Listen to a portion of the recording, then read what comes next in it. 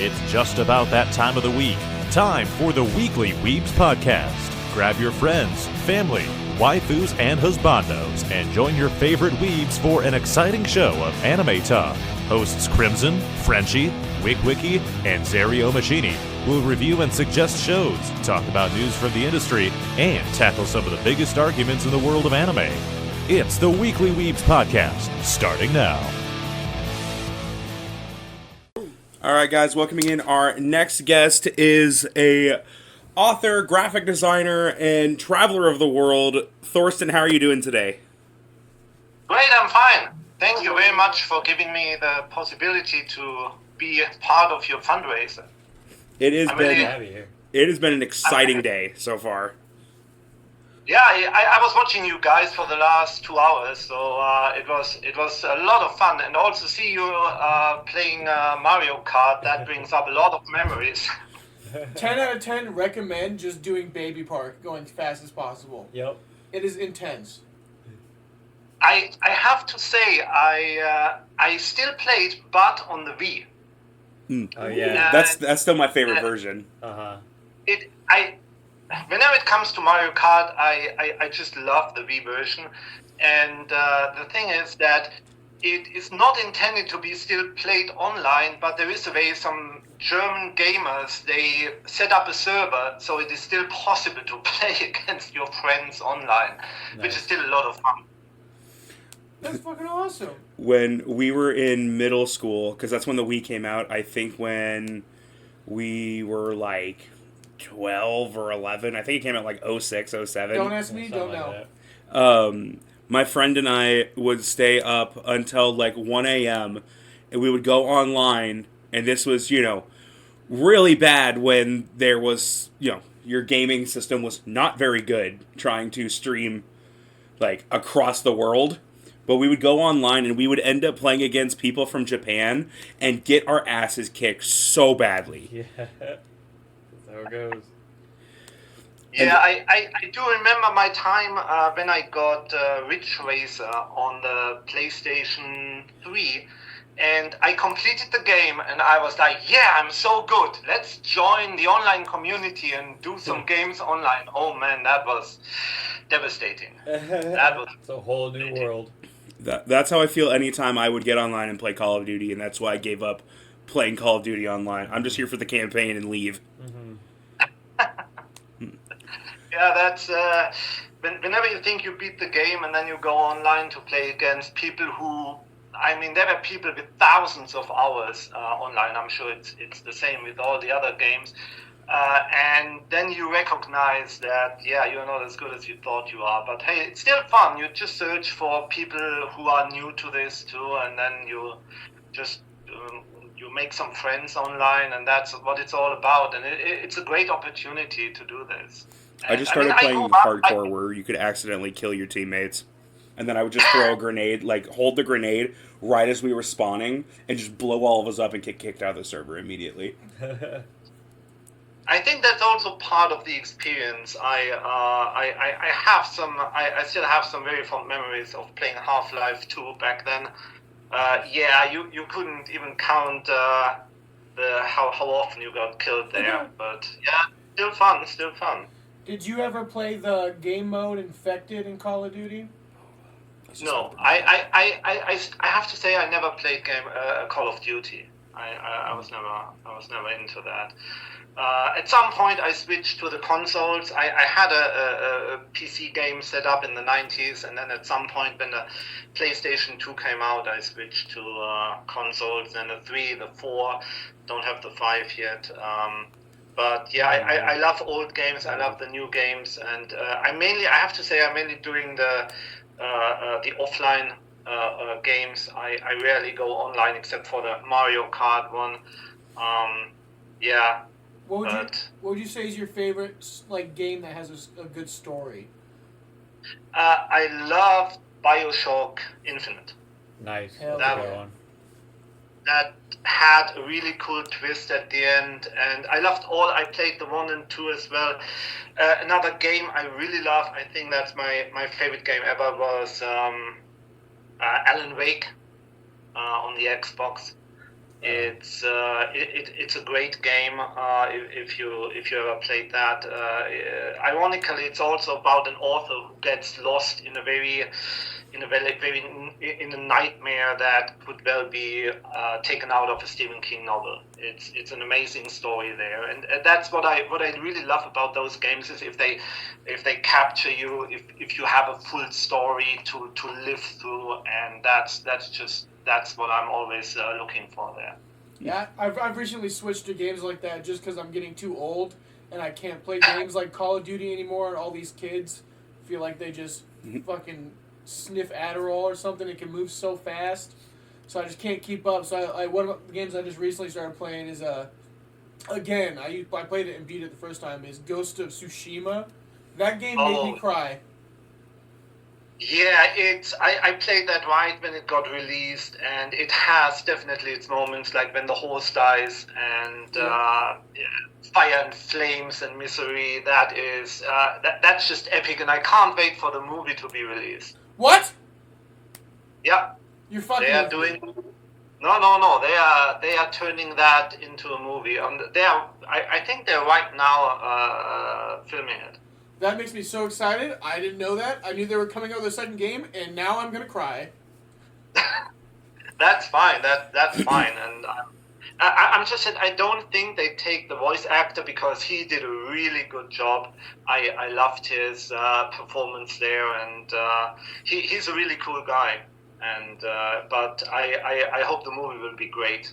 So looking forward to that. Fingers crossed. Hey, we've gotten a lot better video game adaptations over the last 5 to 7 years. I think probably ever since they bullied Sonic. Yeah, pretty much. Yeah, that was great. If you look at the old character design they initially came up with, oh my god, that was great. That was great. Awful. I heard that there was a theory going around that they just released the ugly one on purpose to build hype around the movie, and they never fully intended on doing that, but it was just to be everyone shock value. What is this? And then they just had the whole movie already made. That honestly is brilliant if they did that. Yeah. Yeah, that would be a great marketing thing. I think one of the first movies that I heard they did that was Snakes on a Plane, where they showed it to, or that was hyped on the internet like crazy, and they even altered the movie to please the internet back then. And that's the power we have. And I think it's great they did that to Sonic. He looks much better in the final movie. What was the movie that Ugly Sonic was in? Was it Wreck-It Ralph 2? I don't know. There's a movie that came out that has to deal with internet and stuff like that you see Ugly Sonic and it's a reference to that he has a conversation with the main character. Really? I can't. That's cool. I don't know. I couldn't tell you. I did want to talk a little bit about the Palladium. I listened to it again, still absolutely adore the book. I think one of the things that I enjoy the most about it is when I was a kid, I loved the League of Extraordinary Gentlemen, and I really get that vibe from your book, and I think that's just one of the reasons that I really love your book so much. Oh, I'm very happy to hear that. I love the League of Extraordinary Gentlemen too. I studied history, and initially, throughout history, there were many characters, men, women, that just I think they have been treated very poorly. If you look at their bios, and at some point I thought, hey, someone should give them a second chance. And or also if you look at Medusa, I love that old movie Clash of the Titans. Whoever loves stop motion movies, the old style, like those Sinbad movies, the stop motion was done by Ray Harryhausen, who did an awesome job to bring them to life. But I just thought that she was also treated a little bit unfairly, and I just thought, why not turn her into a very strong, sensual woman that has just this heart of stone because she was never loved. And one thing led to another, and I thought, hey, it would be cool to bring up more historic people in there. And so I did that. Unfortunately, it's the end. That is the end of the circle. But of course, there have been more of these people, and it would be a lot of fun to write a prequel or a sequel even where they interact. That would be really, really exciting. And I know you set it up perfectly with the figures coming out after the stuff with Ian. But I think one of the things that I do really enjoy, and it's something that I've seen being like a recurring thing in a lot of newer books, is turning Medusa from, the monster into the person that was betrayed by Poseidon and Athena. Shadow of Perseus, I think, did a really good job of that. Along with Stoned Blind, and I think the other one was Athena's Child, were all books along with yours that I read in the last year or so that all have Medusa in a much more positive light. Yeah, that's great. I just think that maybe she wasn't really the monster everyone saw in her. And of course, that turning any living being into stone, that sounds very much like a very horrible curse. Mm-hmm. So I think we just wanna see the good, maybe in even those characters that were formerly displayed as not being nice or being evil even. Yeah. I wanted to ask you. I was thinking about questions to ask you. When you are sitting down to write a book and come up with a story, what are some of the things you do to immerse yourself in the world while you're writing and getting in the groove and coming up with all this stuff? That's definitely music. A lot of, the two books that are already released, they have their own soundtrack, and that's usually also the songs that I listen to while writing the chapters. So there are songs that carry an entire chapter, and it's often sometimes more like in The Warrior, that was the first book that got published. I have a lot of heavy metal music, Iron Maiden, Manowar, AC/DC that I use during the battle. And also the Palladium has its own soundtrack that I thought would be really cool to have a radio station in there. And that's definitely music for me then. That's really sweet. Yeah. Mm-hmm. One thing I saw you do online that you posted on Instagram was leaving signed copies of your book in the little libraries.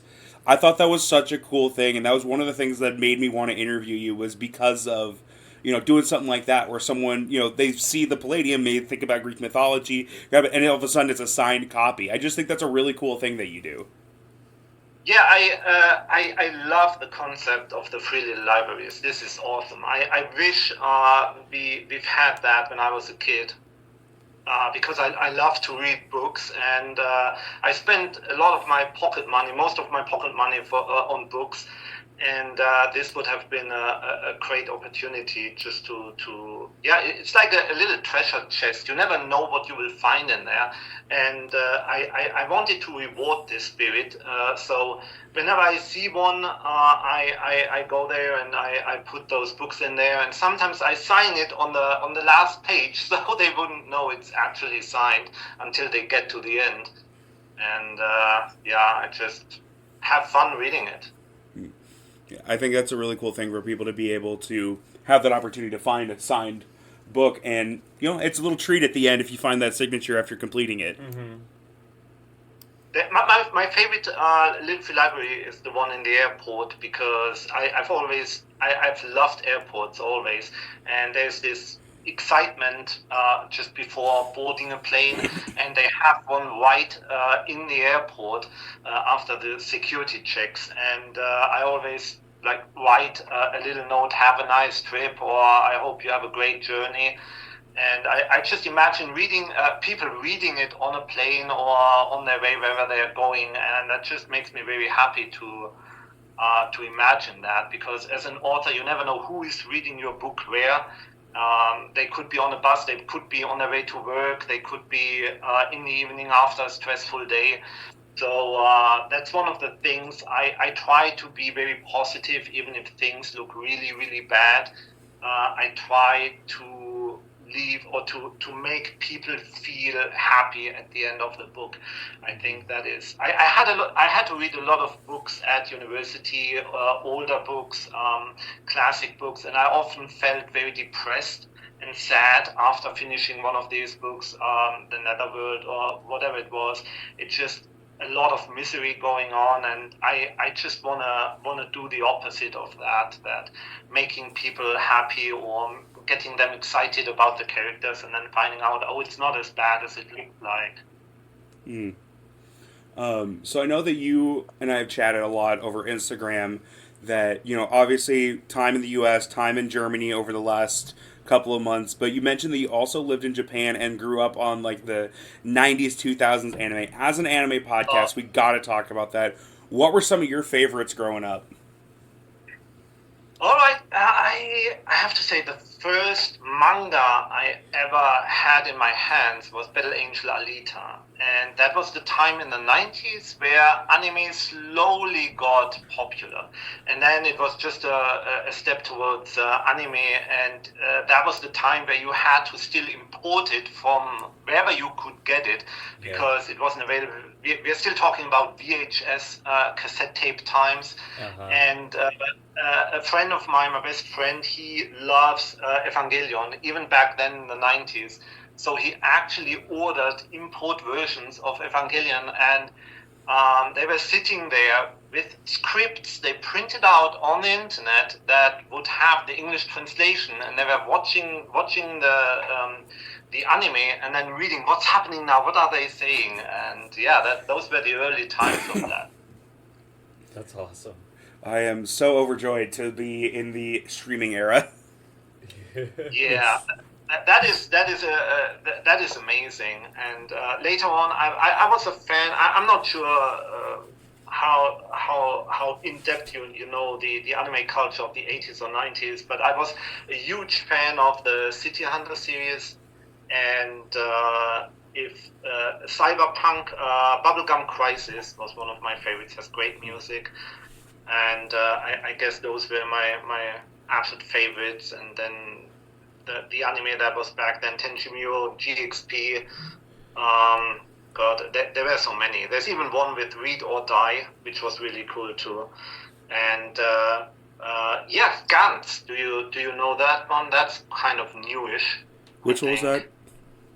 Gantz, Gantz. I've heard of that one, but I haven't seen it. I definitely know I've seen the logo for it. It seems very familiar. And that is also they turned it into a movie, 2 movies I think that I watched. It's based on a manga. It's really cool too. It's that people die and they wake up in this room with that sphere, and they're basically told that they have to go out and hunt and kill aliens. And that's also where I got the idea that. You should maybe have the chance to revive one of your friends if they die, but it takes, of course, a lot of credits to get there. But I thought that is very intriguing. It's a very great, exciting anime and manga. Yeah, that sounds sweet. I just want to say real thank you, real quick, to Elizabeth Dahlberg for the $50 donation. We are now $120 away from hitting $10,000. $110 away from hitting $10,000 raised over the Nerdvember lifespan. Which is only 4 years. Yeah. Yeah. We are very close. That's an amazing project. I also put you a link on my homepage, and I'll be very happy to donate money after the show too. That would be awesome. Thank you so much. You're welcome. I'm crossing my fingers for you to reach that goal. I'm hoping we're so close. Right there. 110. We've raised $3,230 on our GoFundMe, and then we have another, I think, $240 on our Venmo that people have been sending us as well. So $3,470. Yeah, I think so. I might be off on that. No, because we got the $20 from Taylor. We're 110 short We're at $34.90 for the month. Which is wild.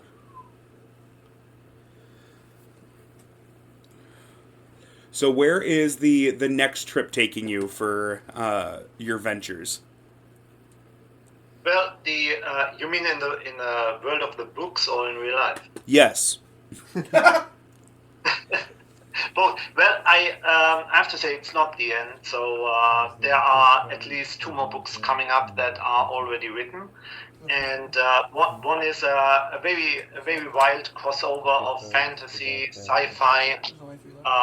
It's the sequel to the Warrior with Broken Wings that is already written. It's currently in editing, and there is another urban fantasy book.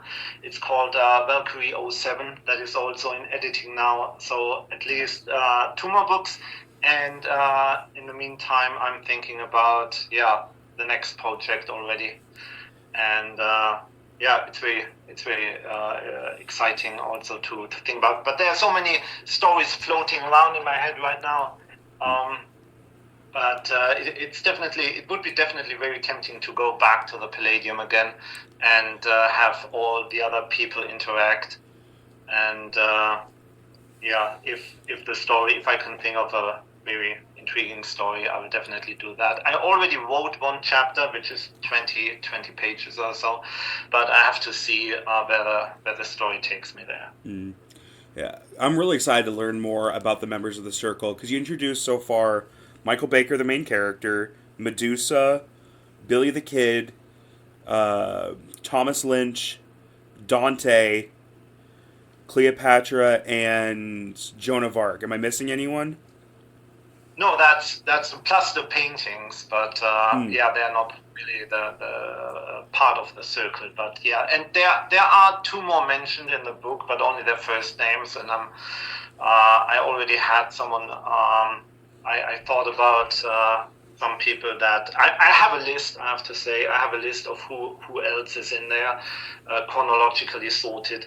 So I'll be really excited to have them interact.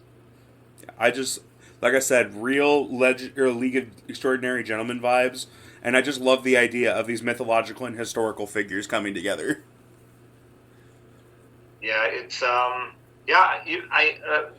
thought process here was to have them talk to each other with all their historic personalities. Some would clash, some wouldn't really like each other, because if you take very strong personalities like Joan of Arc and Cleopatra, they might really not like each other that much because of their history, and especially when Joan is leading the Circle and Cleopatra is like, I'm around for much longer than her.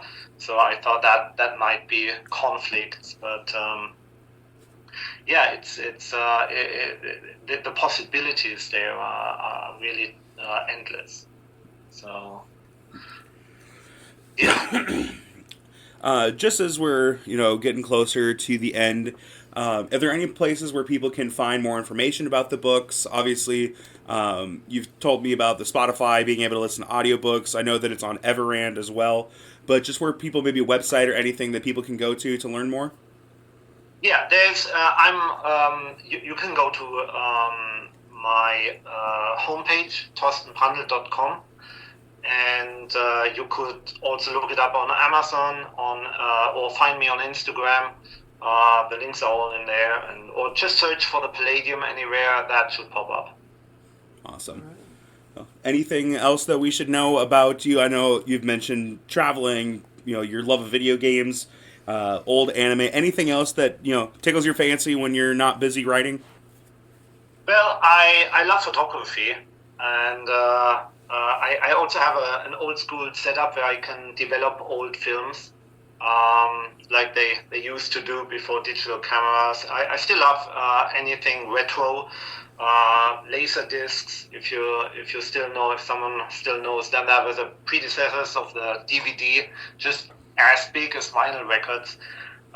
Collecting those. I love old video games too. I have most of the consoles that I've ever owned. Like from my first one was the Master System, and up to Wii and Sega Saturn. I love once in a while playing those old games, just for the fun of it. There were some really epic games released on the Saturn too, like the Discworld games, which are a lot of fun based on Terry Pratchett's books. And but most of my free time goes actually into writing and writing the next story. And once I have a plot in my head, I can't let it go, and I just start writing. Nice. It's really crazy to me, and agree or disagree, to think that the PS3 and Xbox 360 are now considered retro gaming consoles. Yeah. Oh God, hurts. that hurts. That hurts. Because I think I saw a post that the 360 came out in 2006, so it is now 18, almost 19 years old. That's retro. Yep. Yeah. And I'm like, God, when I was growing up, that was probably like the Nintendo 64, if not older than that. Yep.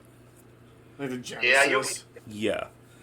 You can see at some point they got internet access and everything before that. I think I have two Xbox 360s, and I think the older one that I have still doesn't have any internet. You had to basically buy some internet module, as far as I remember, and anything before that. Well, the games had to work. That's what people don't realize these days, as you buy a game and it's full of bugs, but back then it just had to work. And there was no way to update it in any way.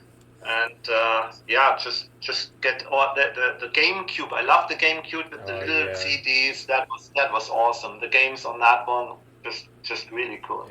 You could buy a game and play it and not have to wait 7 hours for it to download. I used to play Or deal with microtransactions. EA Sports ruined everything.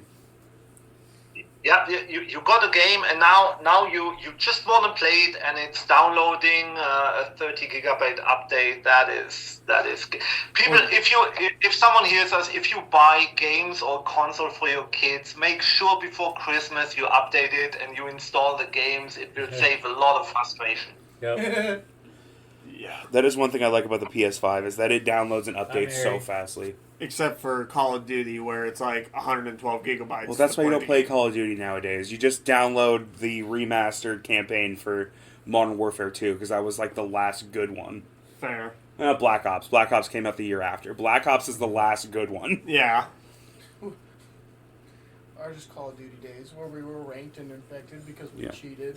Yeah, Wiki mentioned for Call of Duty, there was a game in Call of Duty Ghosts called Infected, where you basically had one person that became a different version, where they would run around with like a throwing knife and a knife.